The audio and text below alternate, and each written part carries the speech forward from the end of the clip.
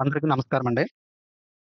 రీసెంట్‌గా మనకి మన గౌరవ ముఖ్యమంత్రి గారు దేవాదాయ శాఖలో పోస్టుల భర్తీ గురించని చెప్పి మాట్లాడడం అనేది జరిగింది. అయితే ఈ దేవాదాయ శాఖలో పోస్టులనేవి మనకి గ్రేడ్ 1 ఈవో 6 పోస్టులు అండ్ అలానే గ్రేడ్ 3 ఈవో 100కి పైగా పోస్టులు ఇవన్నీ కూడా వాళ్ళు టోటల్‌గా నియర్లీ 137 పోస్టులనేవి వాళ్ళు చెప్పడం అనేది జరిగింది. అయితే ఇప్పుడు ఆ పోస్టులకి మనం ఎలిజిబుల్ అవ్వగలమా? అంటే డిగ్రీ చేసిన ప్రతి ఒక్కరు కూడా ఎలిజిబుల్ అని చెప్పి మనకి ఆ పోస్టులకి తెలుస్తుంది. అయితే వాటికి ఎలా చదవాలి? ఏం చేయాలి? అసలు అది మనం నేర్చుకొని మనం చదవగలిగి, రాయగలిగేదేనా? అనే డౌట్ అనేది మీలో చాలా మందికుండొచ్చు. బట్ నియర్లీ 2 ఇయర్స్ బ్యాక్ మనకి ఇలానే దేవాదాయ శాఖ నుంచి గ్రేడ్ 3 ఈవో పోస్టులనేవి వచ్చాయి. ఆ నోటిఫికేషన్ కూడా నియర్లీ ఒక 60 పోస్టులనేవి తీయడం జరిగింది. ఈవెన్ ఆ రిక్రూట్‌మెంట్ కూడా అయిపోయింది. అయితే వెంటనే ఇలా రావడం అనేది ఇదొక మంచి అవకాశంగానే మనం పరిగణించాలి. సో, అయితే ఇప్పుడు మనకి ఈ గ్రేడ్ 3 ఈవో ఏదైతే ఉందో దీనికి ఎలా ఉంటుందంటే ఫస్ట్‌లీ ప్రిలిమ్స్ గనక మనం చూసుకున్నట్లయితే 150 మార్క్స్‌కి ప్రిలిమ్స్ ఉంటుందండి. ప్రిలిమ్స్ అయిన తరువాత మెయిన్స్ ఉంటుందన్నమాట. ఎలా 150 మార్క్స్ జీఎస్ ఉంటుంది. 150 మార్క్స్ వచ్చేసి టెంపుల్ సిస్టమ్ అనేది ఉంటుందన్నమాట. ఇక్కడ మనకి ప్రిలిమ్స్‌లో కూడా ఈ 150 మార్క్స్‌లో 100 మార్క్స్ వచ్చేసి మనకి టెంపుల్ సిస్టమ్ ఉంటుంది. 50 మార్క్స్ వచ్చేసి మనకి జనరల్ స్టడీస్ ఉంటుంది. సో, జనరల్ స్టడీస్ అనేది మనందరికీ తెలుసు. అంటే ఆంధ్రప్రదేశ్ ఏదైతే ఉందో దాని యొక్క మోడర్న్ హిస్టరీ చదవటం, అండ్ తర్వాత డిజాస్టర్ మేనేజ్మెంట్ అని, పాలిటీ అని, ఎకానమీ అని, కరెంట్ ఈవెంట్స్ అని, తర్వాత యాప్టిట్యూడ్ రీజనింగ్ ఇలా కొన్ని టాపిక్స్ ఇవన్నీ కూడా మనకి పరిచయం ఉన్నటువంటి టాపిక్సే. సో, ఇక్కడ మనకి కొత్తగా ఉన్నది ఏదైనా ఉంది అంటే మనకిక్కడ టెంపుల్ సిస్టమ్. ఇక్కడ ఏంటండి టెంపుల్ సిస్టమ్. అయితే దీనికి సిలబస్ వచ్చేసి వాడు 12 చాప్టర్స్ ఇచ్చాడండి. ఒక 12 చాప్టర్స్ మనకిక్కడ సిలబస్‌లో ఇచ్చాడు. ఆ 12 చాప్టర్స్‌ని కూడా మనం అంటే వాడు చెప్పిన దాన్ని బట్టి మనం చూసుకున్నట్లయితే ఇక్కడ మొదటగా రామాయణం, తర్వాత రెండవది మహాభారతం, మూడవది భాగవతం, నాలుగవది పురాణాలు. చూడండి యాక్చువల్‌గా మనం ఏంటంటే సిలబస్ చూడగానే ఈ రామాయణం, మహాభారతం, భాగవతం, పురాణాలు ఇవి మనం ఎప్పుడు చదవలేదు కదా! మనమేం రాయగలంలే అని అనుకుంటాం. సో, మనమే కాదు మనతో పాటు మన చుట్టుపక్కల ఉన్న వాళ్ళందరూ కూడా అంటే రామాయణంలో నీతి, మహాభారతంలో ఉన్నటువంటి కొన్ని కొన్ని కథలు మనం విన్నామే గాని అందులో ఉన్నటువంటి క్యారెక్టర్స్ ఏంటి? వారి యొక్క నేచర్ ఏంటి? ఏ ప్లేసెస్ అవి? ఆ యుద్ధం జరిగినటువంటి చోటు ఏంటి? ప్రెజెంట్ ఇప్పుడు ఆ చోటు ఎక్కడ ఉంది? ఇటువంటివేవి కూడా మనం ఏ రోజు కూడా చదవలేదు. బట్ ఇక్కడ మనకి వాడు ఈ 4 కూడా మనకి ఏ ప్రయారిటీ బేస్ చేసి ఇస్తాడంటే అండి, ఇక్కడ రామాయణం అంటే ఏదో రామాయణం మనం బుక్ తీసుకొని మొత్తం అంతా చదవాలి అనేటువంటి విధంగా కాదు. రామాయణం అనేది ఏంటంటే వాడు చెప్తాడు ఇక్కడ మనకెలా రామాయణంలో ఉన్నటువంటి ఇంపార్టెంట్ క్యారెక్టర్స్ ఏంటి? పాత్రలు అలానే రామాయణంలో మనం ఏ విధంగా పిలుస్తామండి? కాండాలు అని పిలుస్తాం కదా! రామాయణంలోని భాగాలను. స్టోరీ అనేది ఏ కాండంలో ఏ ఈవెంట్ జరిగింది. ఫర్ ఎగ్జాంపుల్ హనుమంతుడు లంకకు వెళ్ళాడు. అది ఏ కాండంలో జరిగింది. తర్వాత సీతారాముల కళ్యాణం అనేది ఏ కాండంలో జరిగింది. ఈ విధంగా ఉంటుంది బిట్టు. అండ్ తర్వాత కొన్ని క్యారెక్టర్స్ ఇప్పుడు మనకి సుగ్రీవుడని, అంగదుడని, వాలి అని తర్వాత ఏదైతే ఇక్కడ మనకి ఇక్ష్వాకు వంశం శ్రీరాముడు వీరంతా ఎవరైతే ఉన్నారో ఆ కుటుంబంలో ఉన్నటువంటి ఆ పాత్రలు, వారు చేసినటువంటి యాక్టివిటీస్ ఏవైతే ఉంటాయో ఏ ప్రయారిటీలో వారిది ఇంపార్టెంట్ అనేది మనం చూసుకోవాలి. ఫర్ ఎగ్జాంపుల్ శ్రీరాముడు అతని యొక్క క్యారెక్టర్ అతని నేచర్ ఏంటి? ఆ క్యారెక్టర్ నేచర్ ఏంటి? అతను ఏ పాత్రలో ఆయన పోషించాడు? ఈ కథలో అతని యొక్క ప్రాముఖ్యత ఏంటి? ఇవన్నీ కూడా మనం చూసుకోవాలి. అంటే ఇక్కడ మనం రామాయణం అన్నారు కదా! అని చెప్పి రామాయణం బుక్ తీసుకొని నేను మొదటి నుంచి చివరి వరకు చదువుతానంటే అంత అవసరం లేదండి. జస్ట్ రామాయణంలో క్యారెక్టర్స్, ఆ ప్లేసెస్ ఏంటి? ఫర్ ఎగ్జాంపుల్ దండకారణ్యం అంటారు. దండకారణ్యం అనేది ప్రెజెంట్ ఇప్పుడు ఏ ఏ ఏ ప్లేస్‌లో ఉంది? అంటే రామాయణంలో దండకారణ్యం అని మెన్షన్ చేశారు. అంజనాద్రి అని మెన్షన్ చేశారు. గోకర్ణ క్షేత్రం అని మెన్షన్ చేశారు. ఇవన్నీ కూడా ప్రెజెంట్ ఎక్కడ ఉన్నాయి? అది మనం తెలుసుకోవాలి. ఇక్కడ అంటే రామాయణం అనేది మనం అలా చదవాలి. Same as it is Mahabharatam, as it is Bhagavatam. ఈ 3 కూడా, ఈ 3 కూడా మనం ఏ విధంగా చదవాలండి? ఆ కథలలో ఉన్నటువంటి పాత్రలు, ఆ పాత్రల యొక్క స్వభావం, వాటి యొక్క ఇంపార్టెన్స్ అలానే ఆ ప్లేసెస్ అనేవి. దాని తర్వాత కథ ఇప్పుడు రామాయణాన్ని మనం సింపుల్‌గా ఒక సమ్మరైజ్డ్ మేనర్‌లో చదువుకోవాలండి. అంటే ఆయా కాండంలో ఏం జరిగింది? యాక్టివిటీస్ అన్నీ కూడా ఒక క్రోనలాజికల్ ఆర్డర్‌లో మీరు గుర్తుపెట్టుకోవాలనమాట. ఈ 3 కూడా అంటే అందరూ కూడా ఫస్ట్ ఆఫ్ ఆల్ సిలబస్ చూడగానే స్కిప్ చేసేసేదేంటంటే వీటిని చూసి. ఈ రామాయణం, మహాభారతం, భాగవతం, ఈ పురాణాలనేవి మనకెంత తెలుసో మన చుట్టూ ఉన్న వాళ్ళకి కూడా అంతే తెలుసు. వీటిలో ఎవరు కూడా ప్రావీణ్యం పొంది ఈ విధంగా ఎగ్జామ్ ప్యాటర్న్‌లో చదవాలనేటువంటి విధంగా ఎవరు చదవరు. అంటే తెలుసుకుంటారు. మనకి సంబంధించినటువంటి ఇతిహాసాలు కాబట్టి. సో, ఇప్పుడు కూడా మనం అదే విధంగా ఆయా గ్రంథాల్లో ఉన్నటువంటి క్యారెక్టర్స్ వాటి యొక్క ఇంపార్టెన్స్‌ని చూసుకుంటే సరిపోతుంది. ఇక్కడ మనకి 12 చాప్టర్స్‌లో నియర్లీ పురాణాలున్నాయి కదండీ! ఇవి అష్టాదశ పురాణాలు అంటారు. 18 పురాణాలండి. అంటే బ్రహ్మ పురాణం నుంచి మొదలుకొని బ్రహ్మాండ పురాణం వరకు మనకి 18 పురాణాలుంటాయండి. అష్టాదశ పురాణాలు అని. అయితే ఈ పురాణాలనేవేంటంటే చిన్న చిన్న కథల రూపంలో మనకి ఆ నీతిననేవి తెలియజేస్తాయి. అంటే ఏదైనా ఒక విషయాన్ని పురాణాలు ఏ విధంగా చెప్తాయంటే ఒక చిన్న కథని బేస్ చేసుకొని పురాణాలు చెప్తాయన్నమాట. అయితే ఆ విధంగా చెప్పినటువంటి ఆ చిన్న చిన్న కథలనేవి ఆయా పురాణాల్లో ఆహ్, పెట్టడం అనేది జరిగిందనమాట. అయితే ఈ పురాణాలనేవి ఏవైతే ఉన్నాయో ఈ 18 పురాణాలు అండ్ తర్వాత రామాయణ, మహాభారత, భాగవతం. ఈ 4 కూడా మనకి ఫస్ట్ 4 చాప్టర్స్ అండి. నియర్లీ 50-60% ఆఫ్ ద బిట్స్ అనేవి మనకి అంటే సుమారు ఒక మనం ప్రిలిమ్స్ పాయింట్ ఆఫ్ వ్యూలో మాట్లాడుకుందాం. ఒక 100 బిట్లని మనం అనుకుంటే ఒక 50-60 బిట్ల వరకు కూడా మనకి ఈ 4 చాప్టర్స్ నుంచే వస్తాయి. అండ్ అగైన్ నెక్స్ట్ ఏంటంటే మనం ఇవి తెలుసుకున్నాం కదా! తర్వాత 5వ చాప్టర్ ఎలా ఉంటుందంటే అండి దేవాలయాల్లో ఆగమాలు, ఆగమాలు అంటారండి. ఆగమాలు అంటే ఆగమ పద్ధతి అంటే పూజలనేవి ఏ విధంగా చేస్తారు? పూజలనేవి ఏ విధంగా చేస్తారు? ఇప్పుడు చూడండి తిరుపతిలో పూజా విధానం అనేది ఒకలా ఉంటుంది. అన్నవరంలో ఒకలా ఉంటుంది. సింహాచలంలో ఒకలా ఉంటుంది. అంటే ఆయా దేవాలయాలు ఏ పద్ధతులను ఆహ్, బేస్ చేసుకొని వారు పూజ చేస్తున్నారు. అండ్ అగైన్ ఆయా పద్ధతులనేవి అంటే హిందూ సంస్కృతిలో ఈ పూజా విధానం అనేది ఎన్ని విధాలుగా ఉంది. ఇవన్నీ కూడా మనకి ఈ ఆగమాల్లో వస్తాయండి. అంటే ఈ ఆగమాల్లో మనకి వైష్ణవం, వైష్ణవం అండ్ అలానే శైవం, వైష్ణవం, శైవం అండ్ తర్వాత శాక్తేయం. చూడండి. వైష్ణవం, శైవం, శాక్తేయం. వైష్ణవం అనేదేంటంటే మనకు తెలుసు. అంటే విష్ణువుని పూజించే వారిని వైష్ణవులంటారని, శివుడిని పూజించే వారిని శైవులంటారని, అంటే అమ్మ ఆరాధన అంటే శక్తిని ఆరాధించే వారిని శాక్తేయులు అని చెప్పి అంటారు. అయితే ఇక్కడ మనకి వైష్ణవం అనగానే వైష్ణవ దేవాలయాలన్నింటిలో కూడా మనకు ఒకలానే జరుగుతుందా పూజా విధానం అనేది? లేదు.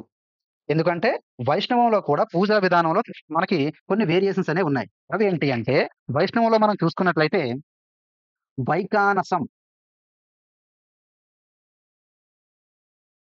వైకానస సాంప్రదాయం అండ్ తర్వాత పాంచరాత్రం చూడండి. అంటే ఇప్పుడు మనం చెప్పుకున్నటువంటి ఏదైతే వైష్ణవులని చెప్పుకుంటున్నామో, ఆ వైష్ణవిజంలో ఉన్నటువంటి పూజా విధానాలు ఇవి. వైకానసం, పాంచరాత్రం అండ్ తర్వాత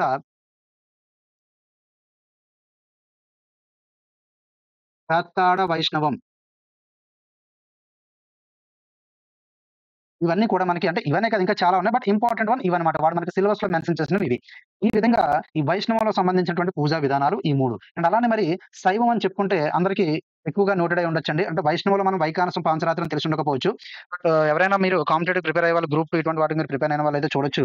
మనకి శైవంలో ఆది శైవం చూడండి ఇవన్నీ కూడా శైవంలో రకాలు. ఆది శైవం, తర్వాత వీర శైవం,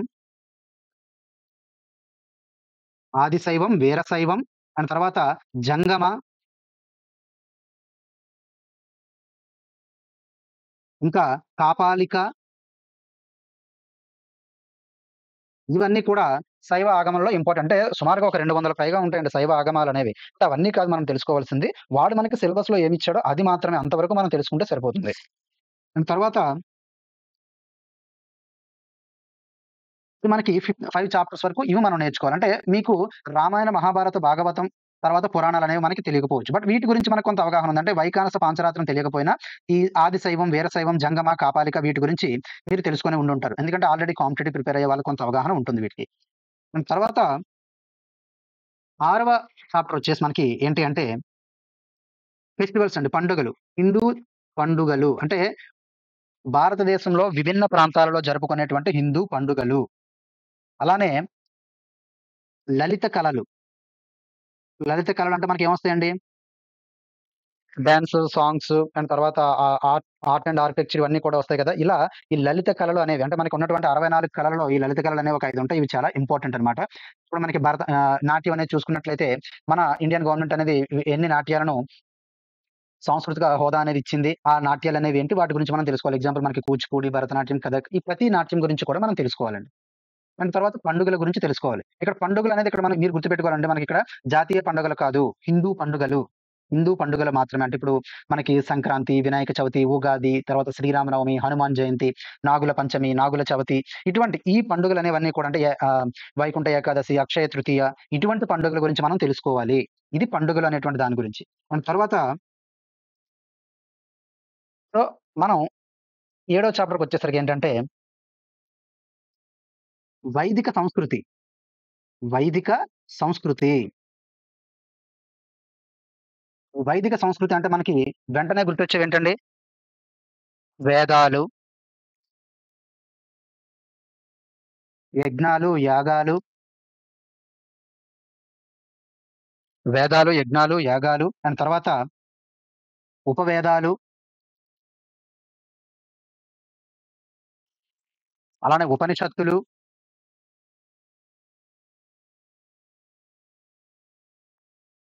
తర్వాత ధర్మాలు. ఇలా అంటే వీటి గురించి మనం తెలుసుకోవాలి. అంటే వేదాలు, యజ్ఞాలు, యాగాలు, ఉపవేదాలు, ఉపనిషత్తులు, ధర్మాలు. అంటే మనం ఆర్యుల యొక్క సంస్కృతి చదువుకునేటప్పుడు వేదాల గురించి తెలుసుకుంటాం. అక్కడే మనం ఉపవేదాలు, ఉపనిషత్తులు, అరణ్యకాలు వీటన్నిటి గురించి కూడా మనం చదువుతాం. కానీ లోతుగా చదవం. అంటే ఏ వేదానికి ఏ అరణ్యం అనేది లింక్ అయింది. తర్వాత ఈ ఉపవేదాలనేవి ఏ వేదానికి లింక్ అయ్యాయి ఈ విధంగా మనం చదువుతామే తప్పించి, ఆయా వేదాల్లో ఏముంది అంటే ఇక్కడ మనం వేదాలు, మంత్రాలు ఇవన్నీ ఏదో అంత కూలంకుషంగా ఏం చదవమండి. బట్ కాకపోతే మనకి ఎగ్జామ్ పాయింట్ ఆఫ్ వ్యూలో ఎంత వరకు అవసరమో అది మనం తెలుసుకుంటాం.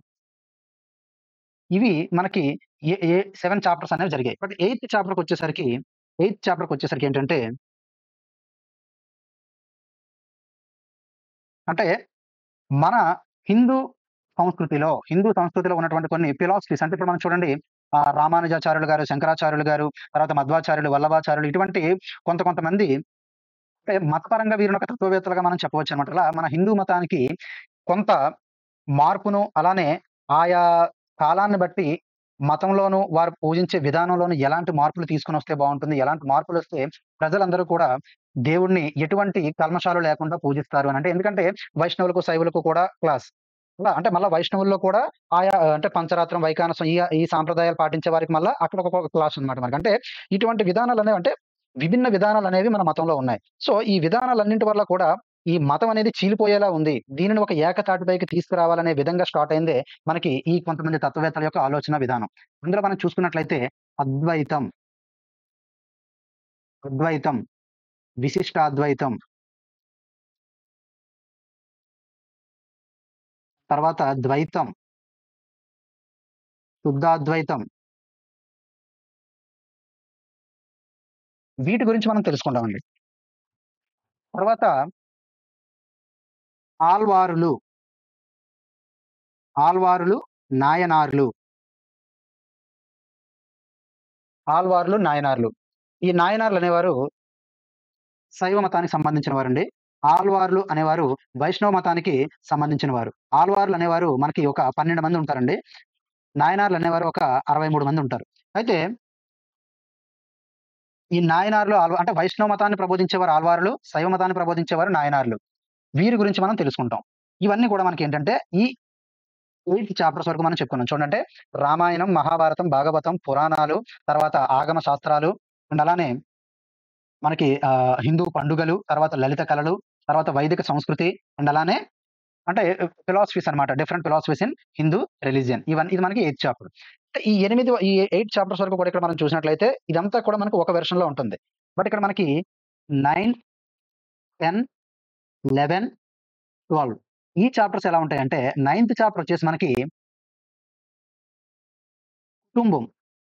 అంటే హిందూ సంస్కృతిలో కుటుంబం అనేది ఎలా ఉంటుంది? ఆ కుటుంబంతో పాటు దత్తత, దత్తత, వారసత్వం. కుటుంబం, దత్తత, వారసత్వం. ఇది మనకి నైన్త్ చాప్టర్ అండి. యాక్చువల్‌గా మనకి 1956 యాక్ట్ అనేది ఉంటుంది కదా! హిందూ దత్తత మరియు వారసత్వ చట్టం అని చెప్పి ఉంటుందండి. 1956 యాక్ట్ అనేది. ఇందులో మనకొక 30 క్లాజెస్ ఉంటాయి. 30 క్లాజెస్ అనేవి ఉంటాయి. ఈ యాక్ట్ గురించి మనం తెలుసుకోవాల్సి ఉంటుంది.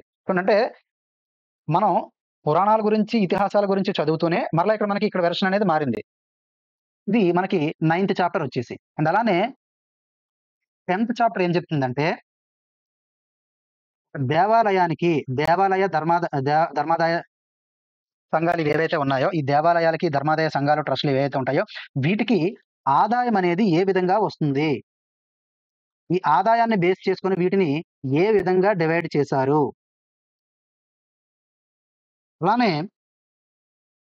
దీనికి సంబంధించి మనకి దేవాదాయ, ధర్మాదాయ చట్టం అని చెప్పి ఉంటుందండి. 1987 చట్టం అనేది ఒకటుంటుంది. దీన్ని 30/87 అని మీకు సిలబస్‌లో మెన్షన్ చేస్తారు. దేవాదాయ, ధర్మాదాయ చట్టం 1987. ఈ యాక్ట్‌లో మనకి కొన్ని సెక్షన్స్ అనేవి ఉంటాయి. అన్నీ మనం చదవాల్సిన అవసరం లేదు. మనకి వాడు సిలబస్‌లో మెన్షన్ చేసిన సెక్షన్స్ అనేవి చదివితే సరిపోతుంది. అందులో భాగంగా ఇక్కడ ఈ దేవాలయాల వర్గీకరణ దీని దగ్గరేంటంటే వాడు మనకి సెక్షన్ 57 సెక్షన్ 57 అనేది మనం చదవాల్సుంటుంది. అండ్ అలానే 11థ్ చాప్టర్, 11థ్ చాప్టర్ అనేదొచ్చేసి ఏంటంటే, ఇప్పుడు మనం ఏదైతే ఇప్పుడు ఒక ఈఓ ఎండోమెంట్ ఆఫీసర్ అని మనం చెప్పుకున్నామో, ఈ ఎండోమెంట్ ఆఫీసర్ యొక్క వర్క్స్ ఏంటి? అతను ఏం చేయాలి? ఇవన్నీ కూడా మనకి 11థ్ చాప్టర్. అంటే సింపుల్ ఏంటంటే, మనం ఇప్పుడు ఏదైతే జాబ్‌కి మనం ప్రిపేర్ అవుతున్నామో, ఆ జాబ్‌లో నువ్వు చేసేటువంటి వర్క్ ఏంటి? అనేది చెప్పేది 11థ్ చాప్టర్ అన్నమాట. దీని గురించి మనకి ఈ 1987 యాక్ట్ ఏదైతే ఉందో 30/87 అని చెప్పుకున్నాం కదా! ఇదే యాక్ట్‌లో సెక్షన్ 29 అనేది తెలియజేస్తుందండి. సెక్షన్ 29. ఇప్పుడు మనకి సిలబస్‌లో మనం మెన్షన్ చేసుకున్నటువంటి ఏదైతే ఉందో దీన్నే వాడు బిట్‌గా అడగొచ్చు. దేవాలయాలను ఆదాయ వర్గీకరణ వీటిని ఏ సెక్షన్ ద్వారా మనం వర్గీకరించామంటే సెక్షన్ 57 ఆఫ్ 30/87. తర్వాత ఎండోమెంట్ ఆఫీసర్ యొక్క విధులనేవి ఏ సెక్షన్ తెలియజేస్తుంది? సెక్షన్ 29. ఇది డైరెక్ట్‌గా బిట్ ఈవెన్ రీసెంట్‌గా జరిగినటువంటి 2022 నోటిఫికేషన్ ఎగ్జామ్‌లో కూడా వాడు మనకి డైరెక్ట్‌గా బిట్ ఇచ్చాడు. అంటే నీకు సిలబస్ ఇట్ సెల్ఫే బిట్స్ అన్నమాట.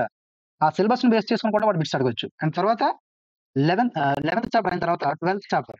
ఇక్కడ మనకి 12థ్ చాప్టర్ ఏం చెప్తుందేంటంటే, ల్యాండ్ రికార్డ్స్ పైన అంటే భూ రికార్డులు ఏవైతే ఉన్నాయో వాటిపై ఈ జాబ్ చేసేటువంటి వ్యక్తికి, ఈ ఈఓగా జాబ్ చేసే వ్యక్తికి కొంత ప్రాథమిక అవగాహన అనేది ఉండాలి. అది ఎందుకు అంటే, మనకి దేవాలయాల అండర్‌లో చాలా దేవాలయ భూములనేవి ఉంటాయి. ఆ భూములన్నీ కూడా దేవాలయాలే వాడుకోరు కదండీ! వాటిని ఎవరికైనా కౌలుకివ్వడం, లేదంటే వాటిని లీజుకివ్వడం, ఇటువంటివన్నీ చేసి అవి దేవాలయానికి ఆదాయం అనేది వస్తుందన్నమాట. సో, ల్యాండ్ అనేది నువ్వు కొంతమందికి కౌలుకిస్తున్నావు, లీజుకిస్తున్నావు అంటే ఆ కౌలుకు, లీజుకు ఇచ్చేటప్పుడు మనం కొన్ని రూల్స్ అనేవి ఫాలో అవ్వాల్సి ఉంటుంది. అంటే పాస్‌బుక్‌లనేవి ఉండడం, పట్టాదారు పాస్‌బుక్ చట్టం అని ఉంటుందండి మనకి. ఆ పట్టాదారు పాస్‌బుక్ చట్టం, తర్వాత ఈ ల్యాండ్ రికార్డ్స్ అనేవి ఎలా ఉంటాయి? వీటన్నింటి గురించి కూడా మనం తెలుసుకోవాల్సి ఉంటుందన్నమాట.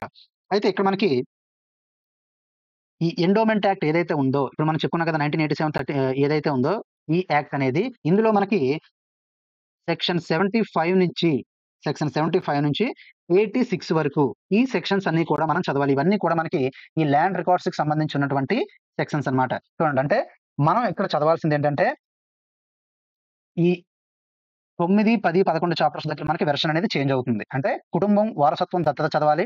దేవాలయాల ఆదాయ వర్గీకరణ గురించి చదవాలి. తర్వాత ఎండోమెంట్ ఆఫీసర్ యొక్క విధులు చదవాలి. ల్యాండ్ రికార్డ్స్ గురించి చదవాలి. ఈ 4 చాప్టర్స్ నుంచి కూడా మనకి నియర్లీ ఒక 10-15 బిట్స్ ఎక్స్‌పెక్ట్ చేయొచ్చండి మనం.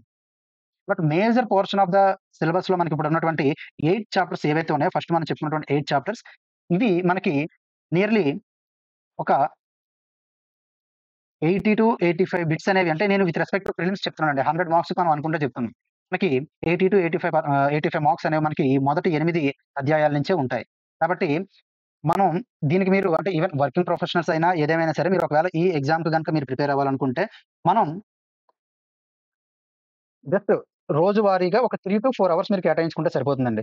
ఎందుకంటే ఇవి మనం ఇతిహాసాలనేవి కథల రూపంలో చదువుతాం. కాబట్టి మీకక్కడ అది పెద్ద ప్రాబ్లమ్ అవ్వదు. ఈజీగానే మీరు గుర్తుపెట్టుకోవచ్చు. కాబట్టి మీరు ఏదైతే ఈ నోటిఫికేషన్ చూసుకొని ప్రిపేర్ అవ్వాలి అనుకుంటున్నారో, దానిని ఈజీ వేలో చదువుకోవాలి అనుకుంటే, సింప్లీ రోజుకొక 3-4 గంటలు కేటాయించండి సరిపోతుంది. దీనికి మనకి మార్కెట్‌లో కూడా కొన్ని బుక్స్ అనేవి అవైలబుల్‌గా ఉన్నాయి. అంటే మనకి విజేత కాంపిటీషన్స్ అని, మేజర్ పబ్లికేషన్స్ అని, జీబీకే పబ్లికేషన్స్ అని కొన్ని బుక్స్ అనేవి రిలీజ్ చేశారు. బట్ కాకపోతే 3 కలిపి చదివితే మీకంతా కవర్ అవుతుంది. బట్ విజేతలో కొన్ని ప్రాపర్ మిస్టేక్స్ ఉన్నాయి. చిన్న చిన్న మిస్టేక్స్ ఉన్నాయి. అవి మీరు సరి చేసుకోవాలి. తర్వాత మేజర్ పబ్లికేషన్స్ ఏంటంటే స్టోరీ ఉండదు. ఓన్లీ వాడు క్యారెక్టర్స్ అండ్ ప్లేసెస్ డైరెక్ట్‌గా ఇచ్చేసాడు. తర్వాత జీబీకే పబ్లికేషన్స్ ఇచ్చిన వాడు అది కూడా ఏంటంటే కొంత ప్రాపర్‌గా అంటే ఒకే బుక్ మనం చదివేసి వెళ్దాం అంటే అవ్వదు. అన్నీ చూసుకుంటూ వెళ్ళాలి. దాని తర్వాత ఏంటంటే మనకి 1987 యాక్ట్ ఉంది కదా! అది కూడా మీరు చదువుకోవాల్సి ఉంటుంది.